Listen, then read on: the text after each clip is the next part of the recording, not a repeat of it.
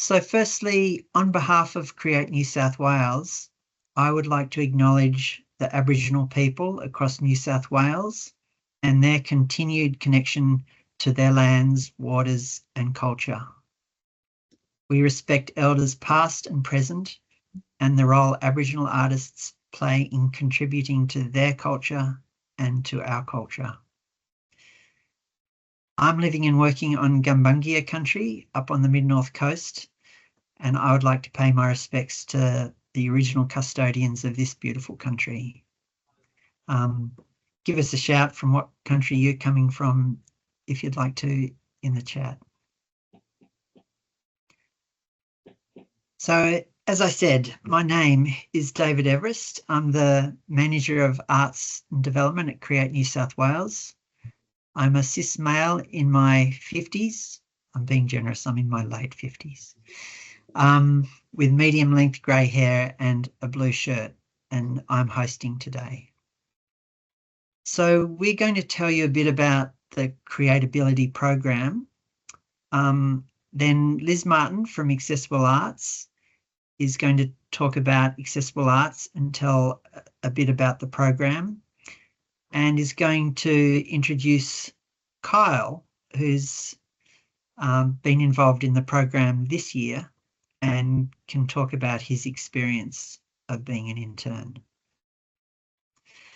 There will be time for some questions and a little bit more information about the application process. And yeah, feel free to put any questions in the chat, and then we'll also have some time for some free questions at the end.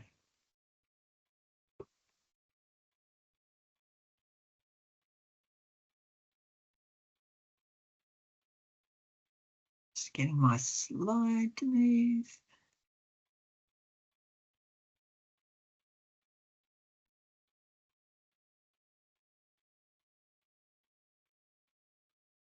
Lost my mouse, one sec. Okay, so Createability is a partnership between Create New South Wales and Sound New South Wales and Screen New South Wales and Accessible Arts. And it provides paid internships in major New South Wales organisations across arts, screen, music and culture. And this year it's for up to 11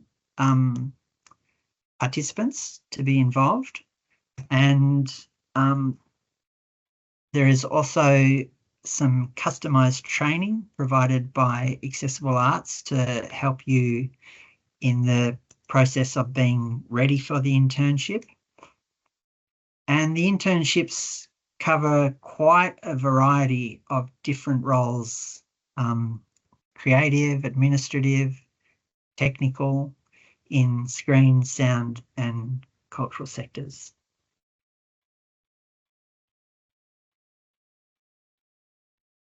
So these are paid internships and they're up to 160 hours, and they can be between 4 or 16 weeks depending whether you're part-time or full-time, and the hours and the timing of these internships can all be negotiated with the host organisations if you're selected as being successful. So there's a lot of flexibility that we have tried to build into the program so that it can suit everybody's different needs.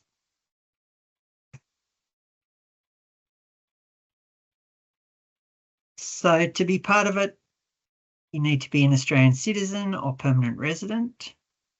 You have to identify as a person with disability or who is deaf, over the age of 18, a resident of New South Wales, and have some sort of experience or interest in the arts and the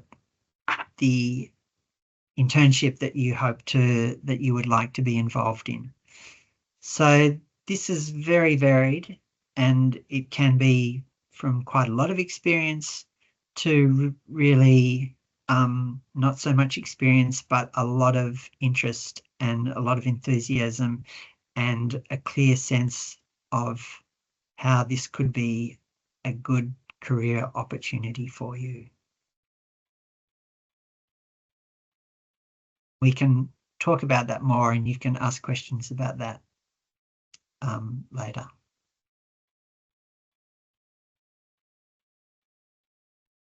So I would now like to introduce Liz Martin from Accessible Arts, who can tell us a bit about Accessible Arts and can also talk about and introduce Kyle later.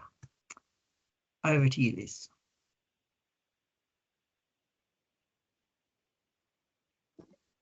Thanks, David. I'd just like to acknowledge that I'm on Gadigal land and pay my respects to elders past, present and emerging.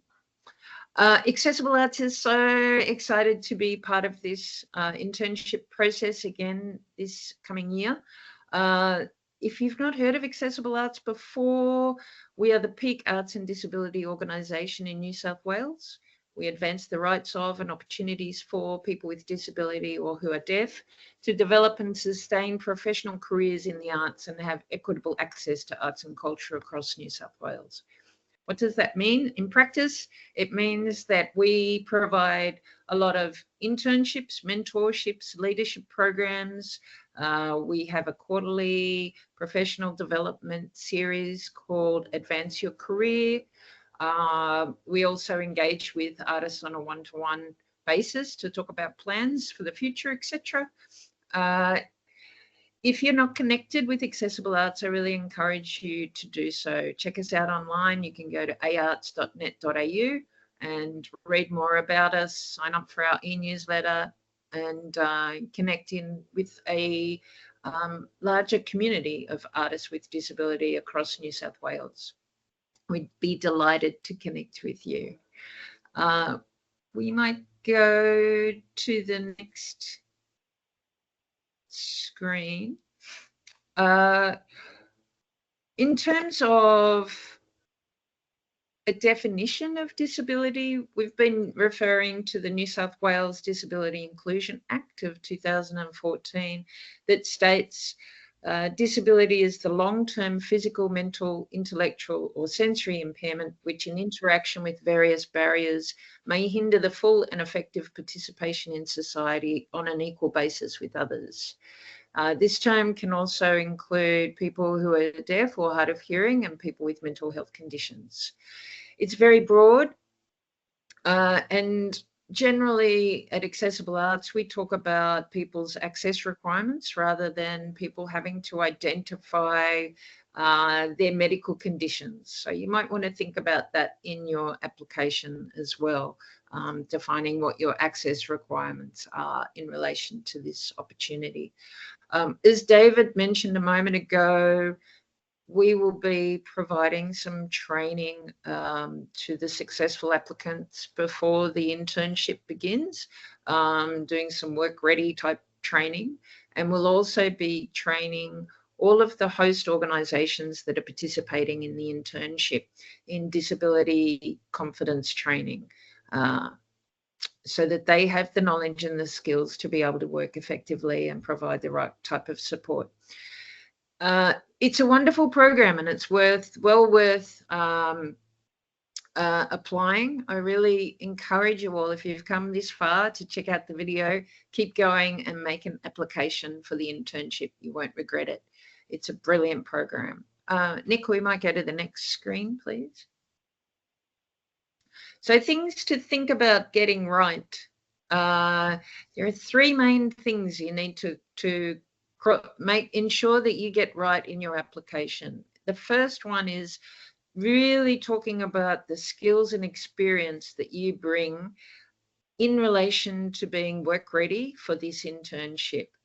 So thinking about the internship as a natural next step for you in terms of your career path, outlining what you've done to date, why this opportunity is perfect for you right now and what it will lead to for you in the future.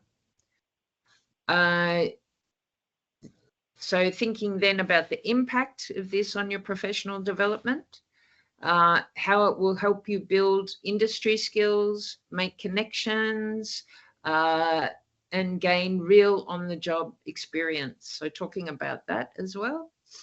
And then really want to talk about your specific choices of host organizations. So in your application, you'll need to select which host organizations you're keen to be linked with and working with.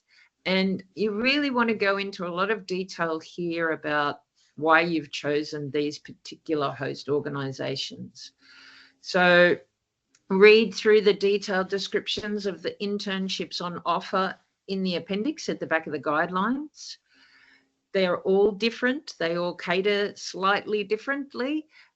Think about the aims, match your application to one or more of these, and really use it as an opportunity to pitch yourself to that host organisation. The host organisations, along with Create New South Wales, will be selecting who they want to work with. So think of this as a job application, showing that you've got all the skills that they're looking for. Next slide, please.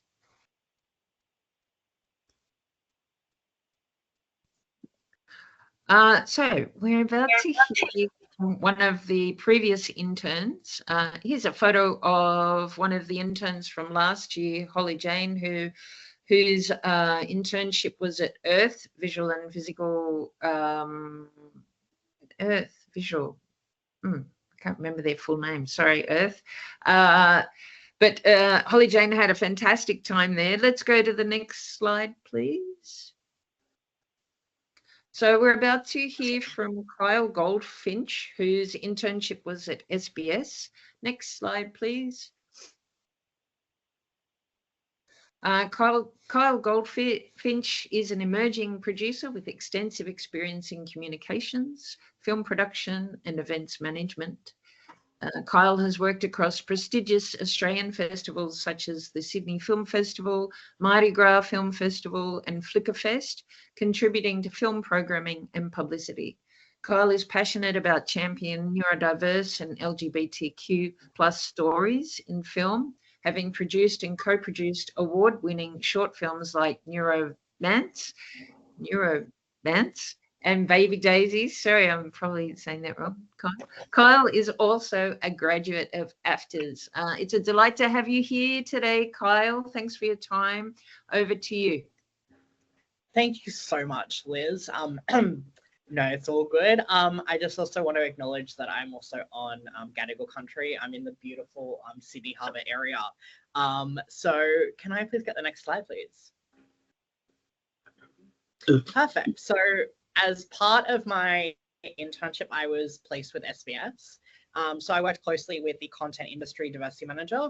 My role, or if anyone doesn't know what SBS is, the Special Broadcasting Service, my role included supporting key projects that focused on increasing diversity across SBS's commissioned in-house TV content and focusing on guidelines as part of SBS's charter in terms of supporting minority communities. I handled a mix of admin, conducted research, and contributed to projects that promoted diverse representation on and off the screen, and exciting to be a part of a team working closely that truly impacts what our industry and viewers look like. One of the great tasks that I got to do was brief the head of content at SBS, John Godfrey.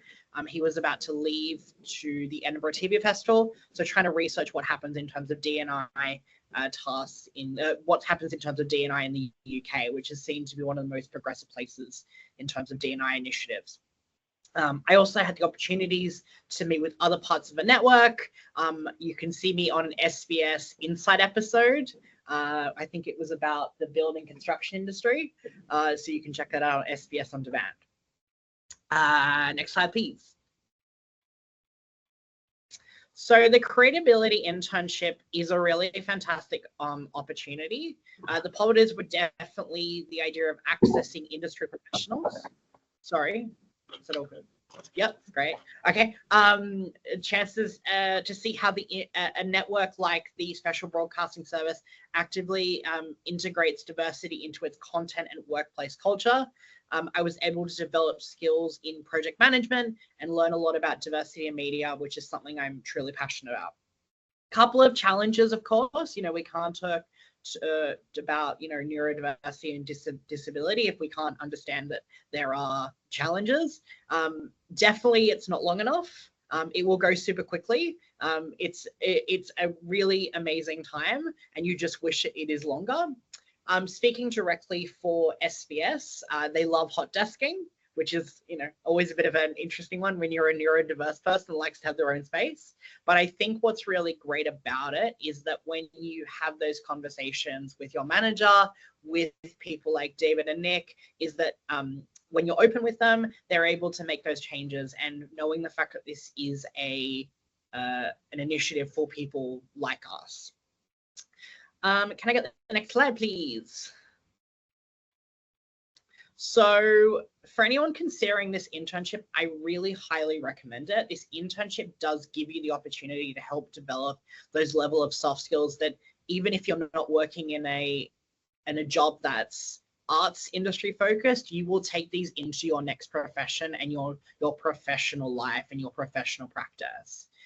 For me, this experience, networks, and skills helps you are incredibly valuable, and you're surrounded by people who are committed to authentic storytelling and representation.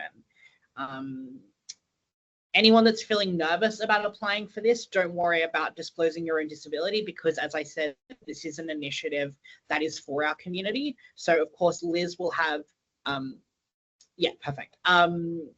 Liz has kind of talked about the fact that you will have an access rider, something that'll be filled out, and that's also really great because that will actually be in your contract. That was definitely in my contract, which is really fantastic.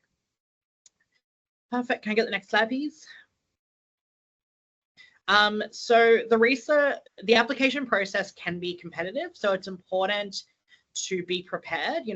Do your own research. Really ask yourself the questions as to why do you want to work with this particular screen, sound, or arts organization, and what will being with this organization help to contribute to the next steps of your own career in terms of career objectives.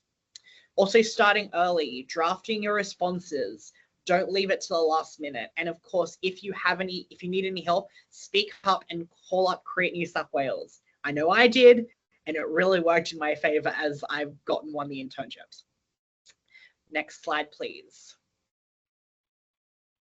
So Create New South Wales and Accessible Arts really helped me in a lot of different ways. So in terms of Create New South Wales, there was some issues in terms of sorting out some stuff within my internship, and I was a little bit confused. And of course, some of this sort of stuff goes completely above your pay grade. So talking to David and Nick was really fantastic in terms of making sure that they were understanding and then they could actually help me.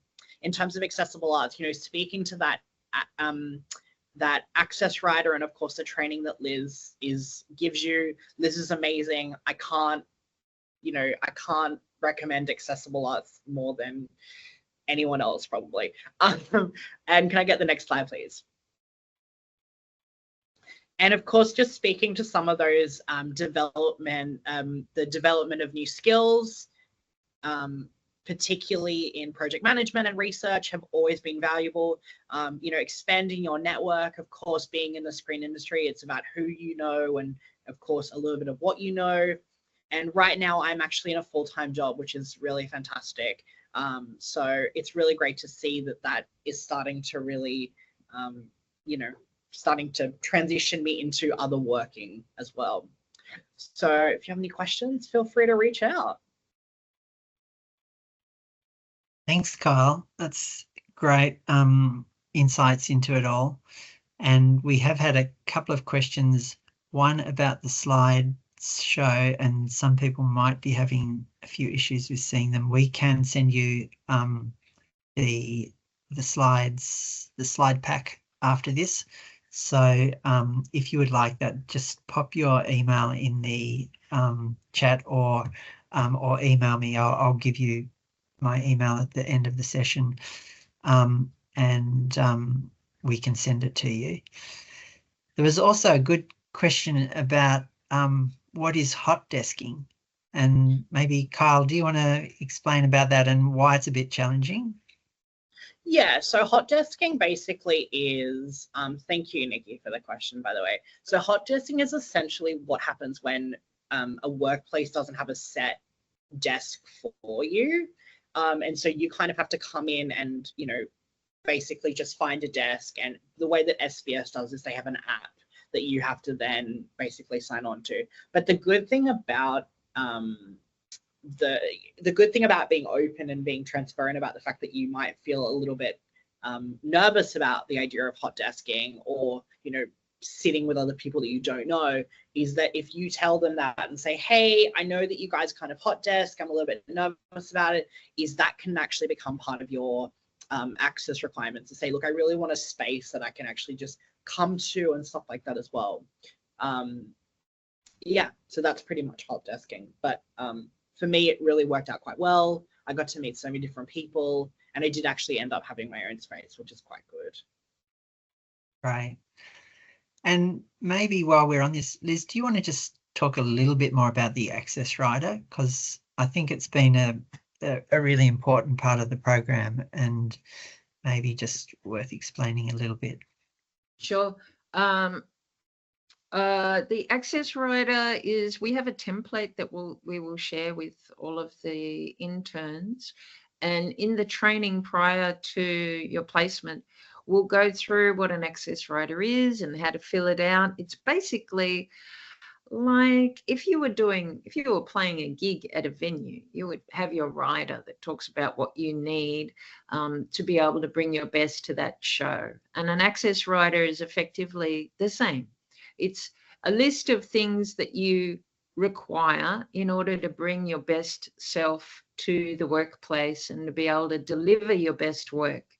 So that could be things like, you know, physical access, but it can also be things around communication, or, as Kyle pointed out, things as simple as ensuring that you don't need to, you can have your own desk each day.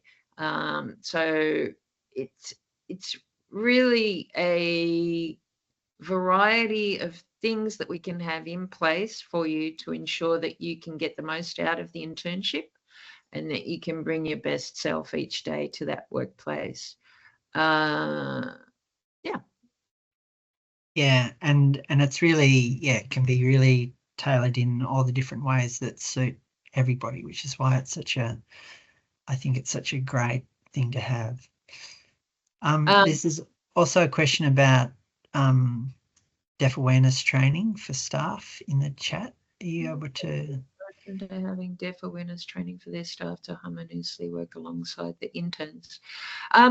We provide disability competence training to each of the host organisations.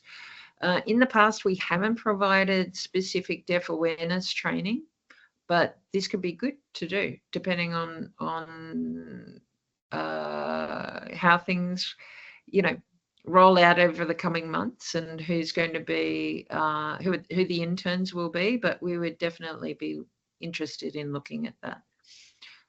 And Nikki, just looking at your other question there, when the Access Rider cause issues for our applications, usually too many requests or any requests at all mean our applications get looked over. So very true. And that's why I encourage you in this instance to apply. Createability Internship is all about ensuring that the internships are accessible for you. So at the point of application, you don't need to supply a full access rider. I think there might be a question in there about access requirements, but it's an occasion where you really don't need to worry about your access requirements and your requests for access. You will not be penalised. It won't poorly affect your chance, your application. And in fact, the reverse is true. And we will try to every way to meet those access requirements for you. Hope that makes sense. Yeah, and at the application process, just to reiterate, at the application process, or you do not have to identify your access issues at all. It's really only once we get to, if you get through the first step of being shortlisted to be an intern,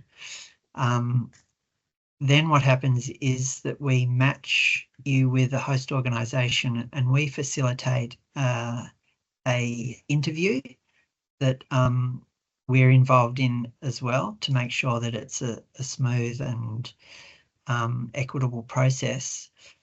Liz is involved in that as well. And the idea of that is to really match the interns with the hosts and to make sure that it's a really good match from both sides of the story, I guess. And it's not until then that we actually start talking about what access requirements might be involved to make sure that you get the most out of it. And it's not about a way of limiting it in any way. It's actually about making sure that you can, as Liz terms it, you can bring your best person to the job. And I think that's why this is, you know, it's interesting and been a very successful program because it's kind of working from that way. Hope that answers that question. There's another question. How long does the process go for from application close date to till the interns are selected? I will get to that in a sec. So rather than we'll go through all the dates and things in a slide coming up. So we might move to the next slide and I'll explain a little bit more about how the program actually works. So these are the host organisations that have been selected this year. So actually the host organisations actually apply to us to be part of the program, and we in their application they have to demonstrate that they have an interest, obviously, and some suitable internships on offer. So there's a real variety of organisations, as you can see, and a real variety of kind of roles that they're looking for you to be involved in.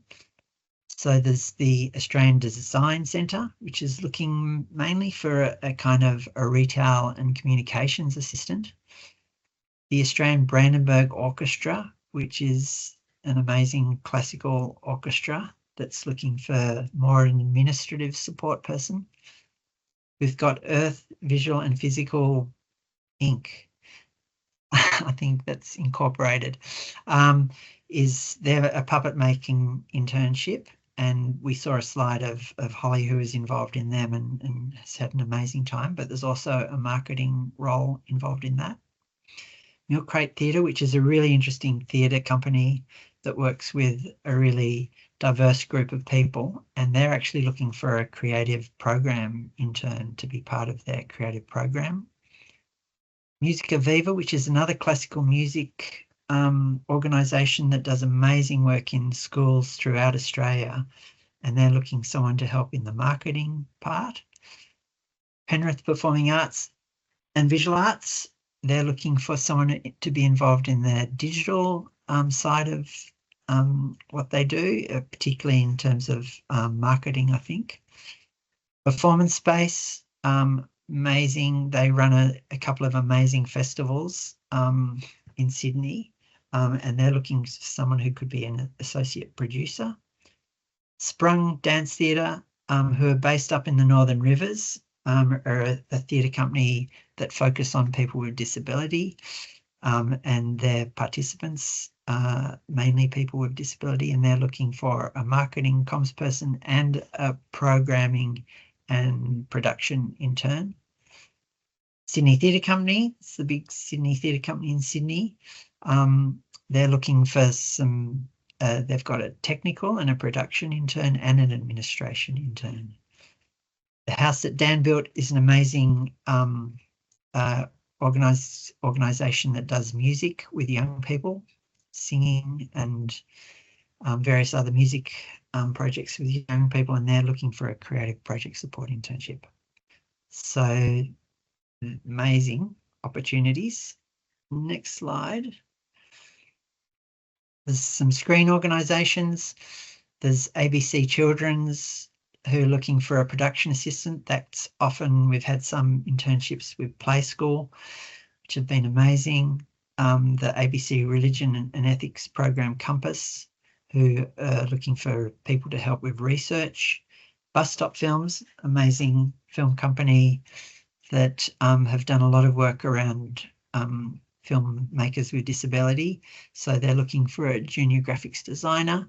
Drama Queen, which is a new company that looks like a really interesting company that is looking for some post-production support, and the SBS Special Broadcasting Service that Kyle worked with this year, which was awesome. With sound, we've got the Annex, which is a big sound organisation that does a lot of promotion and marketing of bands and singers, which would be a really interesting audience development opportunity. And Community Broadcasting Australia, which again obviously does a lot of music and broadcasting support, have an internship offer. The details of all this are in the guidelines. So when you go to the website and look for the Createability program, there will be a link to another page that has all these organisations and the actual roles that they are supporting in drop-down menus on them. So you can see more about them there. Also, you know, as Kyle and Liz say, if you have any questions, it is good to speak to us. We don't, there's a question here, is it worth reaching out to the host organisation ahead of applying to find out more? But really we don't suggest that. I think it's better really to just get the information from the website, and if you have other questions, probably just contact us directly, and then if you get through to the shortlist to the next stage, you will have an opportunity to talk to the organisation and ask them, you know, more specifically about the roles that they have to offer.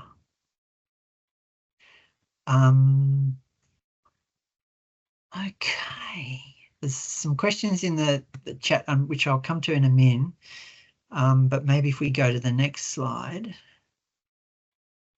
So to apply, you do go through our Smarty Grant system using a Smarty Grants form, which you know, happy to admit is not the most accessible option, but we do have other options to get around that. And so if you are having issues with the Smarty Grants form, do contact us, and we can do applications in a number of different ways. We can actually do them via email or video.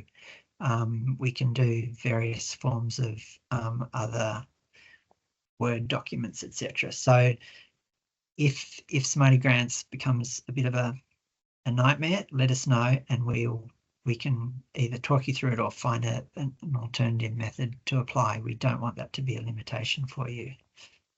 As I said, you can do an application via video. There is some information about that. I do suggest if you are going to do that, you do contact me about it so that we can sort it out, so that it works the best way for you. But we really yeah, keen for it not to be an impediment.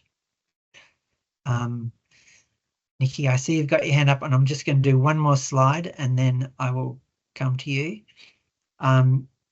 So just the dates, because I think you were asking about this before. So the applications are currently open until the 16th of December. So you've got a bit of time to do them. Then the assessments will be applications will be assessed in January. And from this, we develop a short list of people that we think we will be able to match appropriately with the hosts.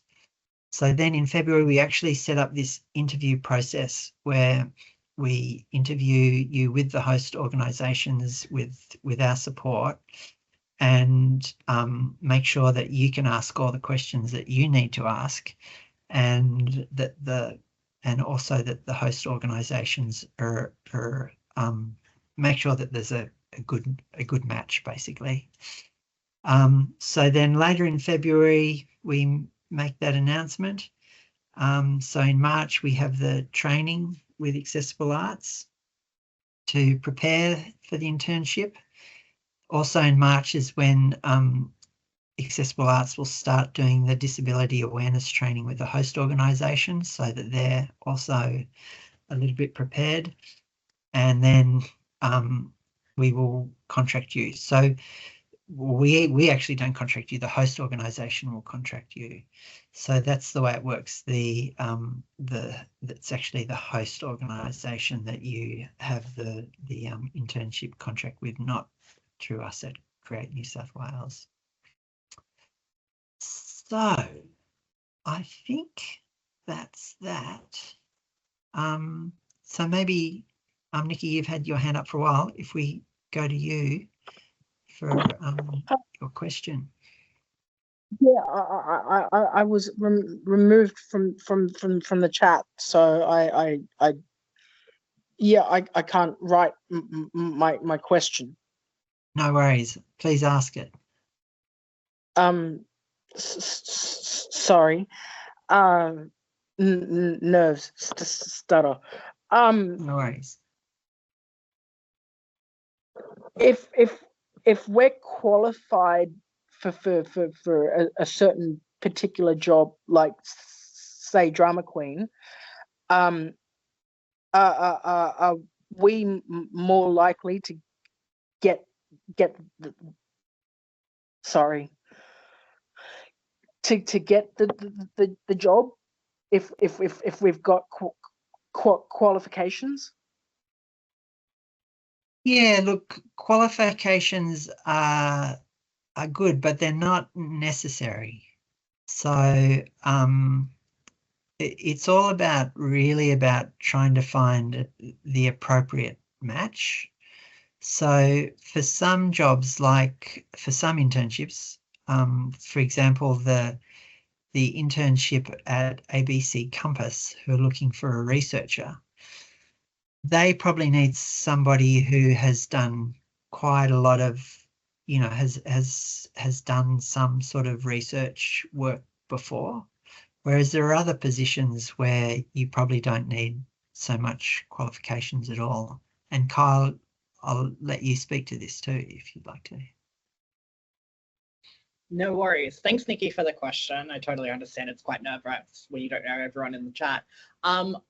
I think, yeah, like David's point was saying, I think it's so true and things like that. But you can also speak to that in your application as well, I believe.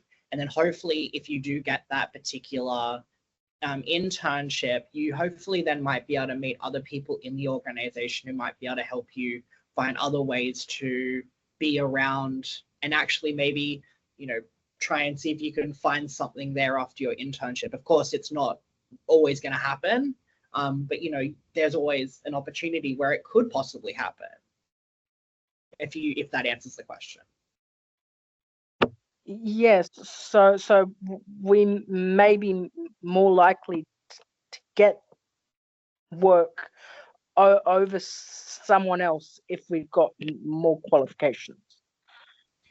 Your I mean, I'll probably hand this back over to David, but I feel like if you put that in more in your application and say that you would be interested in being in this particular internship in this particular company or organization over another one, because you have those set skills that you're interested in continuing to develop, then sure. But David, please do. If I'm saying something wrong. No, you're right. I guess there's no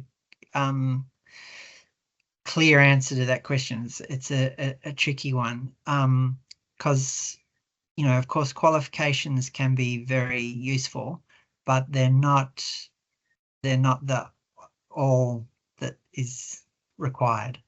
Liz, you can jump in and save us.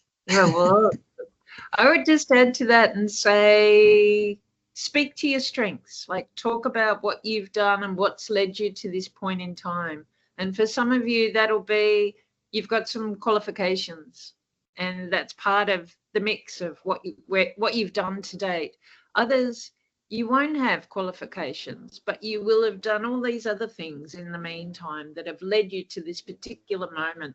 So speak to the things that have led you here, the skills that you've developed over the years, your interest and passion in certain areas, and the awareness that you've gained that have led you to this particular point, and then what you want to get out of it into the future. So remember, it's an internship. So there's an element of it where it is about learning and growing in the process of doing the internship. You don't have to be a full specialist in an area, if that makes sense. Hopefully that helps a little. Thanks. Hopefully that's answered it a bit, but if you have more questions about that, do contact us later, and we're happy to talk more about that and talk you through it. There's a question about whether you have to live, remote. So there's not many regional positions this year, unfortunately. There's the one in the Northern Rivers, Sprung, is based in the Northern Rivers, but we've also had some people do them, some of the internships remotely via online, so that is possible.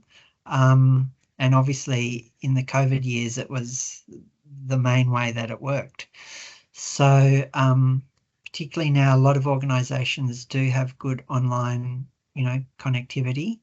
So again, it's worth talking to us about that if you are working remotely, but you do have to be a New South Wales resident. That's just because this is a New South Wales funded program by the New South Wales government, and we're parochial.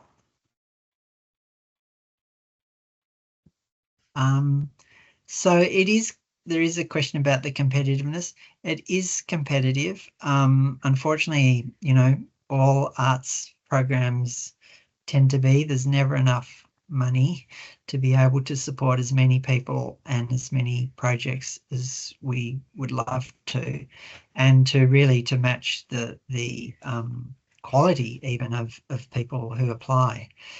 So it is a competitive process in that sense. I can't remember how many applications. We might have to get back to you about that, but there is always more people apply than there are opportunities.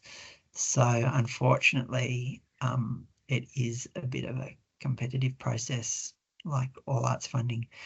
But look, as Kyle has encouraged you to, and Liz have encouraged you, I really would encourage you to. And even though writing applications or being involved in applications is probably no one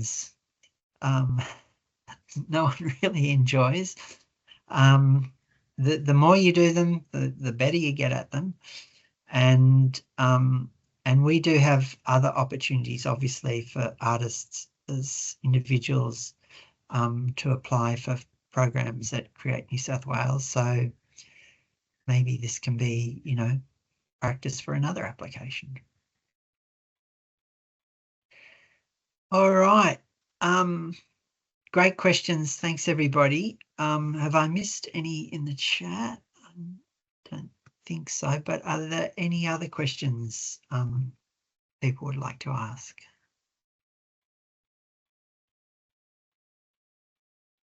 Nikki. So in the application, at the end of the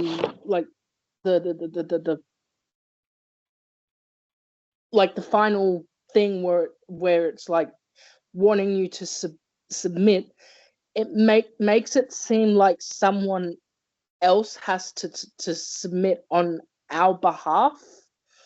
What can you walk us through the application process? It's a little confusing. Okay, no, certainly with the application, it can just be from you. You don't need anybody to do it on your behalf. So, yeah, that's absolutely fine if it comes from you. If you are stuck with it, maybe not here, but we're very happy to talk you through the final bits of submitting your application, yeah, at another time, so that can all work. So, but yeah, certainly it just needs to come from you. Well, you can ask for a letter from somebody, a letter of support that speaks to your application, but that's just as an attachment. Is there an office we could go into? No, but we can. There is an office actually, but it's probably just as easy online. We can do a Teams meeting with you, or we can organise a meeting in an office if that is also your preferred, in Sydney, that is. We're just about to move offices actually, so it's a little bit complicated. Well, I'm happy to head into an office that way I can show you what I'm looking at. Okay, well let's talk about that offline, and maybe we can organise that. Okay, thank you. There's a question here. This is SR. Sorry, I'm not sure. Hi. Sam. Yes. Hi. I just wanted to ask, just because last time I applied for this program, I didn't really realize at the time, but I had a friend who was on my resume who happened to be working at one of the host organizations. I'm just wondering if that's sort of discouraged or anything like that, or if it's totally fine to have a reference on there that works at a host organization. Yeah, that's totally fine. Yeah, no, that shouldn't be an issue at all. Okay. That would be totally fine. And yeah, in many ways, if you do know someone in the host organization or know the host organization, that's absolutely fine too. It's really, as we've sort of talked about making the best match. Okay, thank you. There's a question in the chat about, does the applicant need to be formally diagnosed? Certainly not. We don't ask for any formal requests like that at all. It's really up to you to disclose as much information as you want to, but you don't need to disclose any at all if you don't want to. That's not part of the process in any way. Could you speak to some examples of great matches in previous years? Well, I might speak to one, and then Liz, if you've got some, but the one that sticks out to me is just because we've seen Holly there. Holly, who got a great match at Erth, and Holly had been actually working as a prop maker and a puppet maker for many years, and she'd actually had tried to do a course at a well-known institution that I won't mention here, and was basically told that she couldn't because there were stairs and steps and things which would mean that she couldn't properly participate in the course. So she'd gone on and done her own work and worked with various people at various times, but the opportunity for her to work with Erth was a really great match, and she's actually gone on to do some more work with them post the internship because they found out how fabulous she was. Liz, do you have an example? Oh, sure. There's so many examples where people have been able to stay on working with the organisation, although that's not a given by any means, and of it leading to great pathways at other organisations, such as Kyle's experienced. One example, I guess, is Thomas Hamilton, who is involved in the pilot of this, which I'm trying to think back, was that 2020? Anyway, trying to think. 28 or something. Yeah. So in the very first year, the pilot year of Createability, Thomas Hamilton did his internship at Sydney Festival, and he's been working there ever since, and a key member of the staff. And Sydney Festival is in the same building as Accessible Arts, so I see him regularly, and he's very much at home in that organisation. So that's a pretty great one. It's not a given that all interns will stay on as permanent roles in each of these internships, but for some, it seems to be a really great fit. Thanks. Nick, can we just go to the last slide just so we've got the information?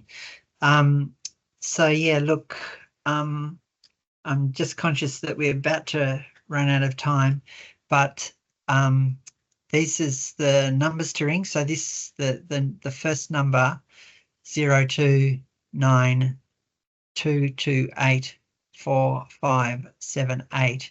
That goes to our arts team number, and from there you can get some advice, or you can be referred on to me or Nick Pont, who's also in this meeting. He's been doing the slides for us, and we can give you all the information about that.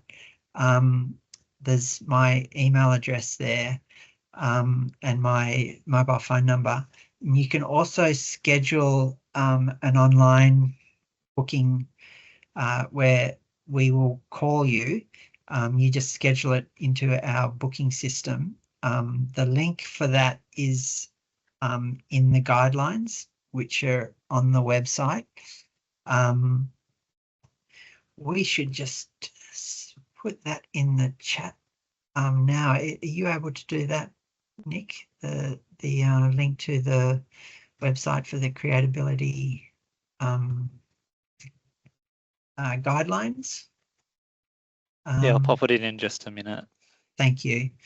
And yeah, thanks everybody for joining us. And as I said, I do encourage you, if you do have more questions, to either email us or thanks, Nick. That's the link to the guidelines, and all those telephone numbers and emails, etc., are at the bottom of those guidelines information there. And yeah, if you would like the slide pack emailed to you, I think a few people have put their emails in the chat, so we will send that to you. And also this will be, it'll take a couple of days for us to just edit out the bumps and my arms. No, we probably won't get to edit them out, unfortunately. But to get it up, it will be up on the website in a day or two. But please email us or call us direct if you have any other issues. So I'd just like to thank Liz and Kyle very much for jumping on and providing all your information, and to Nick and to Fiona and Jerry for signing. And yeah, encourage you all, please have a go if you're interested. And it's a great program, and we wish you all the very best with it. All right, thanks everyone. Over and out.